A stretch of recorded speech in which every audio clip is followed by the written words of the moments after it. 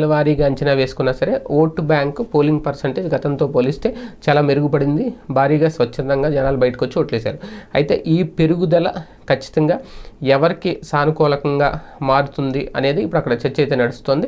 ప్రస్తుతం వాళ్ళు వేస్తున్న లెక్కలు అంచనాల ప్రకారం చూసుకుంటే కూటమి వైపే ఎక్కువ మొగ్గు చూపారు, అందుకే ఈ స్థాయి ఓటింగ్ పెరిగింది అనేది బాహాటంగానే అక్కడ విమర్శిస్తున్నారు, చర్చిస్తున్నారు. కాకపోతే అక్కడ ఏంటంటే వైసీపీకి సంబంధించి, ఎందుకంటే మొత్తం రాష్ట్ర వ్యాప్తంగా సింగిల్గానే బరిలోకి దిగింది కాబట్టి గోదావరి జిల్లాల్లో ఈసారి తమ ఓటు బ్యాంకు తగ్గిందా, తమకు ఓటు పర్సెంటేజ్ తగ్గుతుందా, ఈ లెక్కలు కూడా వస్తున్నాయి. ఎందుకంటే ప్రధానంగా ఇప్పుడు అనపత్తి లాంటి ప్రాంతంలో ఉంది అంటే ఆయన పోరాడి మరీ సాధించుకున్నారు. కండువా మార్చుకునైనా సరే అక్కడ నల్లమిల్లి రామకృష్ణారెడ్డి బరిలోకి దిగారు. ఇక ప్రధానంగా పిఠాపురం లాంటి నియోజకవర్గంలో పవన్ కళ్యాణ్ ఉండడం, ఆ ప్రభావం చుట్టుపక్కల కనీసంగా ఒక 2-3 నియోజకవర్గాల మీద ఖచ్చితంగా ఉంటుంది అనేది ఇప్పుడు అదే